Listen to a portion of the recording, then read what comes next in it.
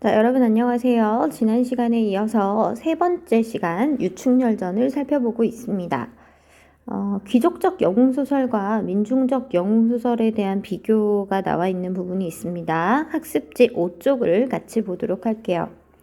자, 최근에 학력평가 기출 경향은 문학 이론이 한 파트 나오는 경우들이 있습니다. 가 부분에 문학 이론이 하나 실려 있고 나나 다의 문학 작품의 예시가 나오면서 문학 이론과 작품을 서로 연관지어보는 문제가 출제된 경우가 많이 있고요. 2017학년도 고1 6월 학력평가 기출 문제에도 영웅소설과 관련하여서 영웅소설에 대한 설명이 나오는 글이 가에 실려 있고 나에는 이대봉전이라는 영웅소설이 한 편 실렸어요. 이제 이 두 개를 연관지어서 문제가 출제가 되었었습니다. 자, 그 본문을 가지고 왔는데 선생님과 함께 읽어보면서 영웅소설의 두 가지 유형에 대해서 공부해 보도록 하겠습니다. 우리나라의 고전 영웅소설은 민중적 영웅소설과 귀족적 영웅소설로 나눌 수 있다. 자, 민중적인 것 하나, 귀족적인 것 하나, 이 두 가지의 영웅소설 유형이 있습니다. 우리가 자주 읽었던 영웅소설들은 대부분 귀족적 영웅소설에 해당하는 작품들이고요. 천상계의 인물이 적강해서 아주 귀한 신분으로 태어나고 이 시련을 겪다가 그 시련을 극복하면서 영웅으로 우뚝 서는 그런 이야기입니다. 민중적 영웅소설은 이와는 좀 다른데요. 첫 번째 문단 읽어보겠습니다. 민중적 영웅소설은 미천한 처지에서 태어났지만 스스로 탁월한 능력을 지닌 주인공, 이 주인공이 적대자와의 싸움에서 패배하는 서사구조로 이루어져 있다. 여러분, 아기장수 우투리 설화를 혹시 들어본 적이 있나요? 아기장수 이야기가 전설로 많이 전해지고 있는데요. 설화의 한편 하나입니다. 전설이 신화나 민담과 차이를 보이는 부분은 바로 슬픈 결말로 끝난다는 그런 내용이 가장 특징적이에요. 적대자와의 싸움에서 패배한다. 전쟁에서 패배한다기보다는 너무나 영웅적인 능력을 지닌 인물이 나타나니까 왕이 이러한 인물을 되게 곁에 두기를 꺼립니다. 이 아기장수에 해당하는 영웅적 인물이 간신의 모함을 받아서 억울하게 누명을 쓰고 죽게 되는 그런 결말을 보여주고 있거든요. 반드시 이간질을 하는 어떤 간신배가 한 명 등장하고요. 이 충신인 아기장수를 모함하는 내용이 포함이 되어 있습니다. 이 부분은 귀족적 영웅소설에 나타난 내용과 크게 다르지 않지만 민중적 영웅소설에서는 이 영웅이 죽게 된다는 점, 주인공이 죽는다는 점, 슬픈 결말로 끝난다는 점, 이런 것들이 가장 큰 차이가 있습니다. 자, 일단 태어난 출신이 아주 크게 차이가 나요. 1번과 2번은. 민중적 영웅은 하층 평민 출신이고요. 귀족적 영웅은 아주 높은 벼슬을 하고 있는 고관 대작의 아들로 태어납니다. 결말이 큰 차이를 보이는 점, 출신이 차이가 나는 점, 이런 것들이 1번과 2번에 우리가 비교해야 될 만한 부분이 될 수 있겠습니다. 우리 조선이요, 임진왜란과 병자호란을 겪게 되면서, 무고한 백성들이 많이 죽게 됩니다. 실제로 이 당시에 선조 임금이라든지 인조 임금 같은 경우는 나라를 이끌 만한 그런 제목이 되지 못했어요. 오히려 영토와 백성들을 버리고 도망을 가게 되었었죠. 그래서 그런 상황 속에서 백성들은 지배층의 무능함에 대해서 매우 크게 분노를 하고 있었습니다. 물론 쳐들어온 외적에 대해서도 아주 분노를 많이 느끼고 있었지만 이때 나라를 제대로 이끌어주지 못한 이 지배계층, 왕이나 높은 관리들에 대한 불만, 분노, 이런 것들을 소설 작품 속에 담아내게 된 것입니다. 임진록이라는 작품이 민중적 영웅소설의 대표적인 작품인데요. 자, 지금 제목에 임진이라는 말이 들어가 있습니다. 어떤 전쟁을 배경으로 하고 있을까요? 그렇죠. 임진왜란을 배경으로 한 작품이에요. 임진왜란에 실제 출전했던 장수 이름이 등장합니다. 김덕령이라는 사람은 실존 인물이고요. 충신으로 알려져 있습니다. 자, 임진록에는 김덕령과 같은 인물이 등장하는데요. 김덕령이 마지막에 간신의 모함을 받아서 처형당하게 되는 그런 내용이 있습니다.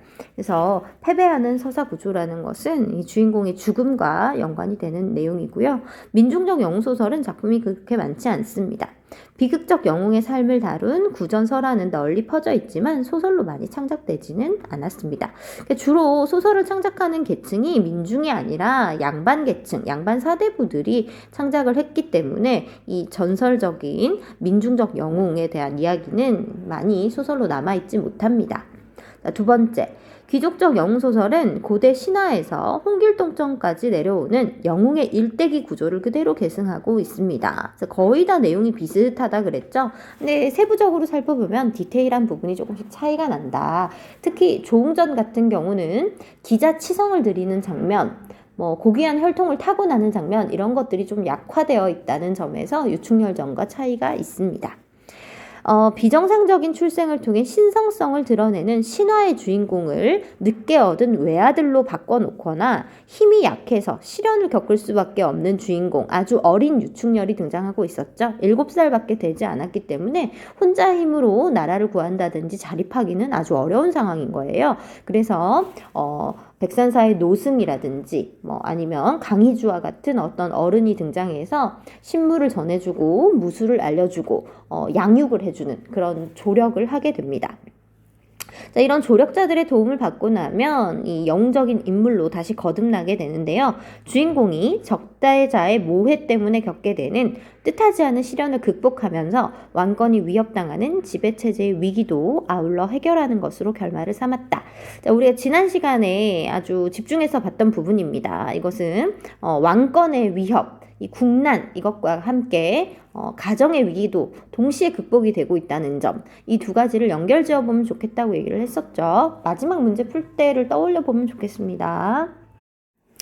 민중적 영웅소설과 달리 귀족적 영웅소설은 당대의 구전설화와는 직접적인 관련을 갖지 않고 소설로서 대단한 성공을 거두어 그 유형에 속하는 작품이 수십 편이나 창작되었다. 자, 1번, 2번 중에서 훨씬 더 인기 있었던 것은 2번이고요. 창작된 작품 수가 많은 것도 역시 2번입니다. 귀족적 영웅소설이 더 인기가 있었던 이유를 설명하고 있는데요. 유교적 가치관을 토대로 흥미 위주의 사건을 설정한 데 바로 그 원인이 있습니다. 군담신이 아주 강화가 되어 있습니다. 그래서 영웅이 막 칼싸움을 하면서 이 적대자를 해치우는 장면, 이런 것들이 인기를 끌 수밖에 없었던 거예요. 재미가 있었기 때문에. 세계를 천상과 지상으로 구분하는 이원론적인 세계관을 바탕으로 한 이 선악의 대결을 다루면서 긴장감을 조성하였고, 악과 선이 서로 대결하다가 악한 인물이 패배하는 결말, 그리고 악한 인물에 의해서 주인공이 끝까지 몰리다가 그것을 극복하게 되는 내용, 이런 것들이 아주 인기 있는 부분이었습니다. 자, 마지막에는 결국 선이 승리하는 결말을 통해서 도덕적 당위성을 확보하였다. 자, 어떤 것이 더 도덕적인 것인가요? 선과 악 중에 선이 긍정되는 것, 이것이 바로 도덕적인 것이죠. 그래서 선이 승리하는 결말을 보여주면서 마땅히 그러해야지, 그렇고 말고 하는 느낌을 줬다는 거예요. 자, 유충열도 마찬가지고 조웅도 마찬가지입니다. 그래서 전부 다 신하로서 충성심을 가지고 있는 인물이고요. 충이라는 가치관을 강조하기 위해서 창작된 작품으로 볼 수 있습니다. 자, 전형적인 영웅이자 충신, 그리고 착한 인물인 유충열과 전형적인 간신이자 악한 인물인 정한담, 최일기의 대결을 중심으로 사건이 전개가 됩니다. 선악의 대결 구도는 당시 가치관인 충의 이념을 뚜렷하게 보여주는 역할을 한다. 자, 충을 지키는 것이 가장 중요해요. 근데 충을 지키는, 충의 이념을 유지하는 것을 어렵게 만드는 존재가 나타나는 거고요. 그 존재를 해치우게 되는 것, 그걸 통해서 충을 좀 더 강조하고자 하는 겁니다. 이상적인 논리인 충의 승리를 통해 중세적 질서를 드러내고 있는 것이다. 또한 이 작품은 표면적으로 유충열의 영웅적 활약을 통해 국가에 대한 충성심을 보여주고 있고요. 표면적으로는. 또 이면적으로는 몰락한 양반 계층이 권력을 회복하려는 어떤 의지를 보여주는 것이기도 합니다. 충이라는 중세의 도덕성을 중시하면서도 국가의 위기에서 공을 세워 개인적인 명예를 회복하고 높은 관직에 오르려는 그런 욕망을 담아낸 것이기도 합니다. 그래서 사회적인 것과 개인적인 것을 동시에 한번 살펴볼 필요가 있는 거고요. 사회적으로 국난을 극복하는 것, 개인적으로는 아주 높은 벼슬을 얻고 영웅으로서 이름을 힘을 떨치는 것, 이 두 가지를 목표로 삼고 있는 겁니다. 국난이 극복되고 가정의 위기가 극복되면서 이 두 가지를 모두 달성하게 되는 인물이 바로 주인공인 영웅입니다. 자, 2017년도에 방영되었던 작품 중에 역적, 백성을 훔친 도적이라는 드라마가 있었는데요. 윤균상이 주인공을 맡았던 작품입니다. 이 작품이 홍길동전을 모티프로 하고 있는데, 원래 홍길동은 원작에서 허균의 소설 속에서는 천상계에서 적강한 인물처럼 묘사가 됩니다. 기자치성을 들여서 낳은 아이로 설정이 되거든요. 물론 미천한 처지로 보일 수도 있겠지만 또 다른 한편으로는 아버지가 홍판서예요. 장관 정도 되는 벼슬을 하는 고관대작의 서자로 태어납니다. 약간 중간적인 인물로 나타났었던 이 홍길동을 미천한 처지의 인물로 완전히 바꿔놓고 있는 드라마였거든요. 귀족적 영웅소설의 특징을 지니고 있는 원작의 작품을 민중적 영웅소설의 작품 속 설정처럼 조금 변형을 시켜놓은 작품이었는데, 이 안에 아기장수 우투리 설화가 등장합니다. 선생님이 한번 영상을 통해서 보여주도록 할게요. 링크에 걸려있는 드라마 맛보기 부분을 좀 보고 오면 되겠습니다. 자, 미천한 처지에서 태어난 영웅은 왕의 노여움을 사게 됩니다. 그래서 왕보다 능력은 객관적으로 봤을 때 뛰어날지라도 처지가 신분이 미천하기 때문에 왕이 그대로 두고 보지 않는다는 겁니다. 이런 미천한 처지의 인물 중에 왕이 될 만한 그런 영웅적인 인물이 나올 수 없다라는 인식이 깔려 있는 거죠. 왕후장상의 씨가 따로 있다라고 생각하고 있는 것이고, 고귀한 신분으로 태어난 사람이 왕이 되고 미천한 신분으로 태어난 사람은 그 아래에 있는 것이 당연하다고 보고 있는 겁니다. 그렇기 때문에 이 세상에 미천한 처지의 영웅이란 존재는 있어서는 안 될 존재인 거고요. 여러 간신들의 박해와 왕의 노여움을 사게 되면서 이 영웅은 제거되게 됩니다. 자, 유충열전은 실화를 바탕으로 한 작품이라고 얘기를 했었죠. 그래서 유충열전에 반영된 시대상에 대한 내용이 학습지 6페이지에 들어가 있습니다. 그 내용 같이 한번 읽어보도록 하겠습니다.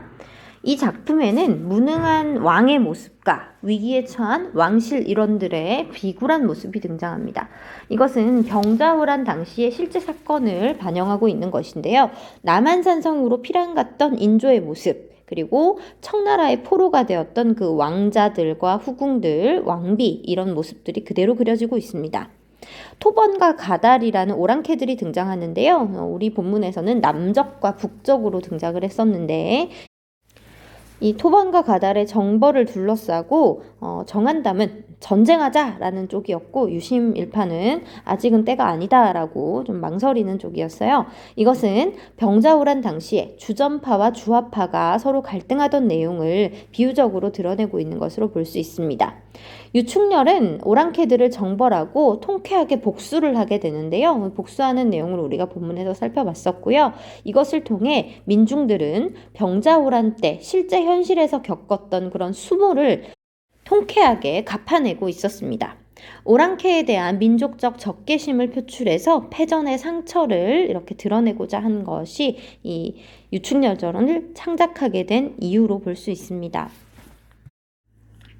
네, 다시 한번 정리를 해보자면 이 작품은 실제 역사적인 사건을 배경으로 하고 있었죠. 그것을 소설 속 허구적인 내용으로 꾸며놓고 있는 작품입니다. 그런데 여러분, 실제 역사는 어땠나요? 실제 역사 속에서 병자호란에서 우리 조선은 패전을 하고 말았습니다. 전쟁에서 졌죠. 전쟁에서 지고 아주 굴욕적인 상처를 떠안게 되었습니다. 백성들은 아주 분노했고요. 또 많이 죽음을 당하기도 하고 상처를 얻었습니다. 그랬기 때문에 소설 속에서나마 이 전쟁에서 승리하는 내용을 담아냄으로써 실제 전란에서 얻었던 어떤 치욕스러운 감정을 씻어내고 허구적으로나마 좀 보상을 받고자 했던 것이죠. 이런 민중의 심리가 이 소설 속에 담겨 있는 것으로 볼 수 있습니다. 자, 병자호란을 배경으로 했던 이 유충렬전도 승전하는 결말로 바뀌어져 있고요. 수년간 지속되었던 임진왜란도 역시 임진록이라는 작품 속에서 우리 조선이 아주 크게 승리하는 내용으로 사명당 대사가 승전하는 내용으로 바뀌어져 있습니다. 관련된 고려대 인문계열의 논술 기출문제가 문제 있는데요. 연도가 잘 생각이 안 나서 지금 연도를 써놓지는 못했는데 문제만 한번 살펴보도록 하겠습니다. 유충렬전에 본문이 먼저 실려 있었고요. 그 문제가 이렇게 이어지고 있습니다. 유충렬전을 보기와 같이 해석하는 견해가 있다. 이런 관점에서 볼 때 윗부분에 민중의식이 어떻게 형성되어 있는지를 근거를 들어서 구체적으로 설명해봐라. 유충렬전에는 민중들이 스스로 해결할 수 없었던 어떤 고난을 영적 인물이 나타나서 짠 하고 해결해 주기를 바라는 그런 소망이 반영되어 있다고 볼 수 있습니다. 위에 본문이 어떤 게 실려 있었냐면 전쟁이 일어나면서 여러 민중들이 크게 다치고 상하는 내용들, 그리고 가족들과 뿔뿔이 흩어져서 전쟁터로 끌려가게 되는 장면들, 이런 것들이 나와 있었거든요. 전쟁이 났는데 전쟁터에 따라가고 싶지 않다고 해서 안 가도 됩니까? 그런 게 아니었던 거죠. 그래서 아무 죄 없는 백성들이 이 전쟁 난리통에 끌려가서 무고한 목숨을 잃게 되는 그런 상황들이 계속해서 이어지고 있었던 겁니다. 오랑캐들이 나타나서 이 부녀자들을 겁탈하기도 하고요. 여러 재물을 훔쳐가기도 합니다. 그런 것들이 이 백성들 스스로 해결하기에는 너무나 큰 시련이었고 그 시련을 타개해줄 새로운 영웅적인 인물을 바라고 있는 그런 상황으로 봐야 되는 겁니다. 다시 말해서 오랑캐에 의해서 고난을 겪게 되지만 이때 이 오랑캐를 해치워줘야 될 지배층들이 제대로 역할을 못하고 있다는 거예요. 그래서 이 지배층을 대신할 누군가, 이 지배층은 제대로 역할을 못하고 있으니까 지배층에 해당하는 것은 왕이나 귀족들, 권력자들입니다. 이런 사람들이 제대로 일을 못하니까 이 사람을 대신할 수 있는 어떤 새로운 존재, 새로운 영웅이 필요하다라고 보고 있는 거고요. 이 영웅이 바로 유충렬로 등장하고 있는 거죠. 그래서 고난의 내용은 본문에서 쭉 찾아서 적어주면 되는 거였고요. 민중의 불만이라는 거는 지배층이 제대로 역할을 하지 못한 것에 대한 그런 불만을 서술하는 것이 답이었습니다. 또 극복에 대한 소망이 바로 이 영웅적인 인물인 유충렬을 통해서 나타나고 있다. 이런 정도로 논술이 되면 되는 문제였습니다. 자, 오늘은 민중적 영웅소설과 기속적 영웅소설의 차이를 한번 살펴봤었고요. 또 유충렬전이 실제 사건을 바탕으로 한 소설이기 때문에 허구적인 내용을 통해서 실제 사건에 대한 어떤 감정을 어떤 식으로 풀어내려고 했는지 그 내용들을 한번 살펴봤어요. 그래서 선생님이 오늘 과제로는 여러분들이 알고 있는 실화를 바탕으로 한 문학 작품에 대해서 간단한 과제를 올려두었습니다. 각자 알고 있는 작품 중에서 소개할 것이 있을 텐데 그것을 정리하여서 오늘 제출해 주기 바랍니다. 자, 오늘 수업도 수고하셨고요. 다음 시간에 만나도록 할게요.